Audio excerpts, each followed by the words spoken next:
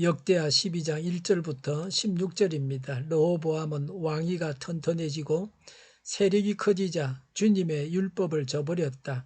온 이스라엘도 그를 본받게 되었다. 그들이 주님께 범죄한 결과로 르호보암 왕이 즉위한 지 5년째 되던 해에 이집트의 시작 왕이 예루살렘을 치러 올라왔다.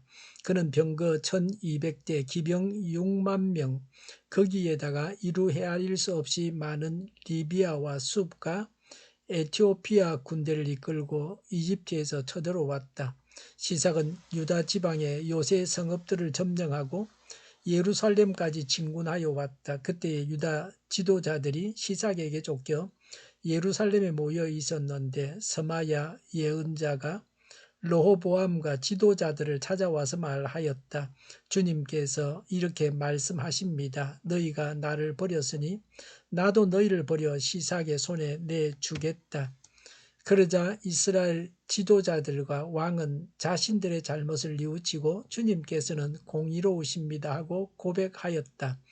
주님께서는 그들이 이렇게 잘못을 뉘우치는 것을 보시고 다시 스마야에게 말씀을 내리셨다. 이렇게 잘못을 뉘우치니 내가 그들을 멸하지는 않겠으나 그들이 구원을 받기는 해도 아주 가까스로 구원을 받게 하겠다. 내가 내 분노를 시삭을 시켜서 예루살렘에다 쏟지는 않겠으나 그들이 시삭의 종이 되어 보아야 나를 섬기는 것과 세상 나라들을 섬기는 것이 어떻게 다른지 깨닫게 될 것이다.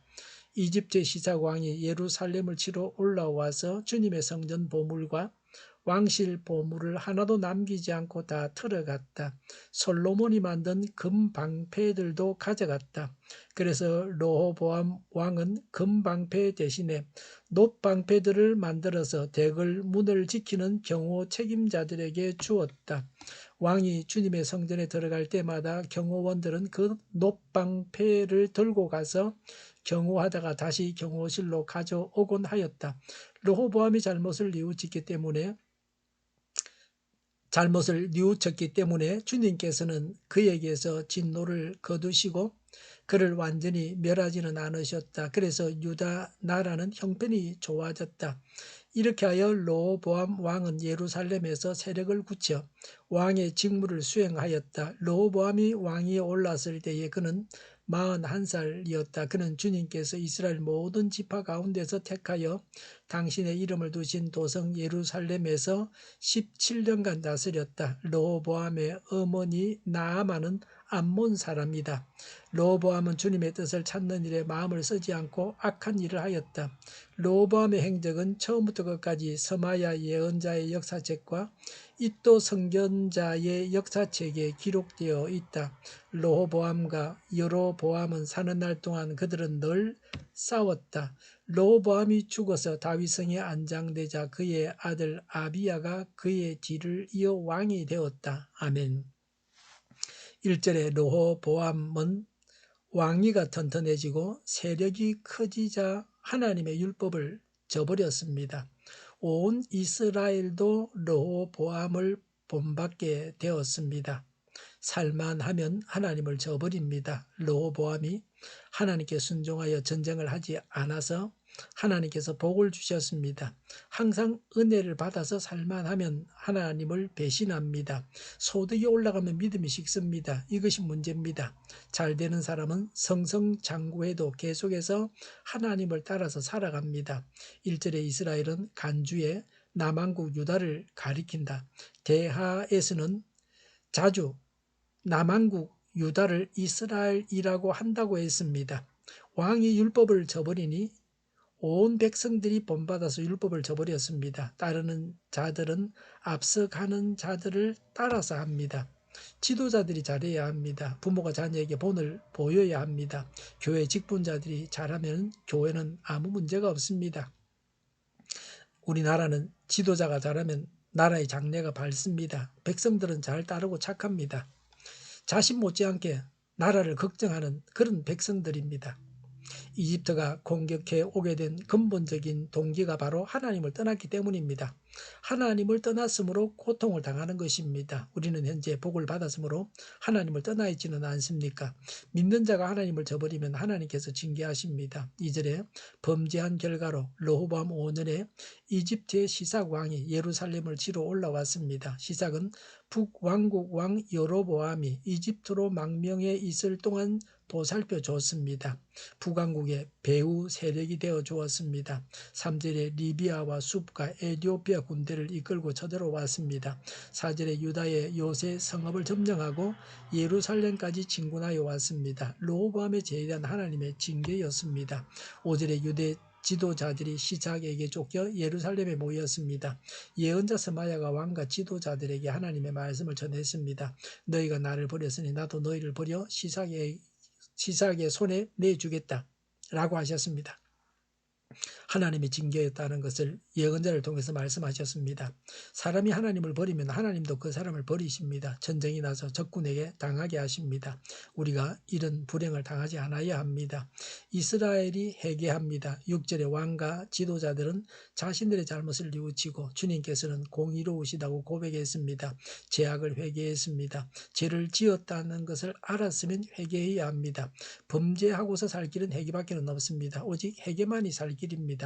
우리나라가 살 길은 회개뿐입니다. 우리는 북한 핵을 이고 살고 있습니다. 바이든이 미국 대통령이 되었습니다. 트럼프와는 대북 정책이 다릅니다. 이전처럼 북이 도발할 수 있습니다. 회개하지 않으면 살 길이 없습니다. 경제 부흥도 전쟁이 한번 나면은 한줌 재로 변합니다. 아무리 권력의 자리에 있어도 총알 하나가 지나가면 죽고 맙니다. 총알이 권력자를 비켜가지를 않습니다. 코로나는 의사든 권력자든 가리질 않습니다. 7절에 주님께서는 잘못을 뉘우치는 것을 보시고 다시 스마야에게 말씀하셨습니다. 멸하지는 않겠다. 그러나 구원을 받아도 가까스로 구원을 받게 하겠다고. 하나님의 분노를 시삭을 통해서 다 쏟지는 않겠다고 하셨습니다. 회개했기 때문에 나라가 완전히 멸망하지는 않았습니다. 회개만이 살 길입니다. 회개하지 않았으면 나라가 없어지고 말았을 것입니다. 8절에 시삭의 종이 되어 보아야 하나님을 섬기는 것과 세상 나라를 섬기는 것이 어떻게 다른지 깨닫게 될 것이라고 하나님이 말씀하셨습니다.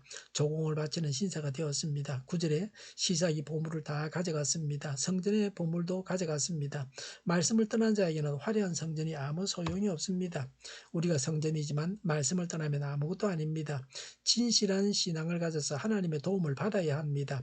시삭의 비문에 보면 유다와 아라비아가 교역하지 못하는 것이 전쟁의 목적이었다고 했습니다.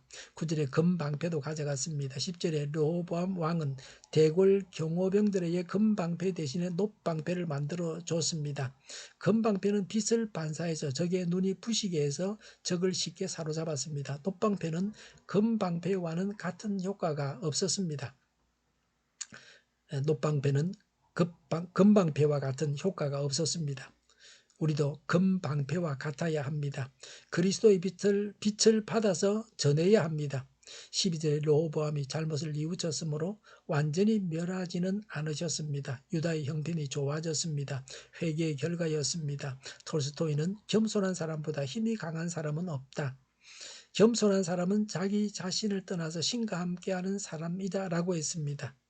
죄악에는 고통이 따릅니다. 13절에 르호보암은 17년간 다스렸습니다. 14절에 르호보암은 하나님의 뜻을 찾는 일에 마음을 쓰지 않고 악한 일을 하였습니다. 15절에 르호보암은 여로보암과 늘 싸웠습니다. 북왕국과 늘 전쟁했습니다. 범죄의 결과는 전쟁이었습니다. 하나님의 뜻대로 하는 전쟁이 아닙니다. 고통과 손실만 주는 전쟁입니다. 공연한 자존심 싸움입니다. 싸움은 미숙함을 드러냅니다. 범죄에는 고통이 따르게 마련입니다. 범죄했으면 회개해야 합니다. 그래야 삽니다. 복을 받고 잘 살수록 하나님 말씀을 따라서 살아야 합니다. 그리고 하나님의 뜻을 찾는 데 마음을 써야 합니다. 기도하겠습니다. 회개하고 말씀 따라 살고 하나님의 뜻을 찾아서 살아가게 하옵소서. 오늘보다 내일이 더 낫게 하여 주시옵소서. 교회가 분열되지 않고 하나가 되게 하여 주시옵소서. 모든 언론이 제 역할을 다하게 하여 주시옵소서. 정의가 강물처럼 흘러가게 하여 주시옵소서. 전 국민이 바로 백신을 접종하고 치료제가 나오고 갇힌 생활이 끝나고 코로나19가 물러가게 하여 주시옵소서. 수도권과 부산의 환자 폭증을 막아 주옵소서. 우리 동일교회가 만군은집하게 하여 주시옵소서. 예수 이름을 명하노니 모든 병만은 물러가고 몸의 모든 부분들 온전하게 될지어다. 신유의 기적을 베푸셔서 지금도 저희의 질병을 고쳐 주시옵소서. 나라와 교회를 고치시고 온전케 하여 주시옵소서. 잘못된 것을 제거해서 하나님 보시기 아름답게 하여 주시옵소서. 코로나19로 신음하는 모든 자들을 고치시고 온전케 하여 주시옵소서.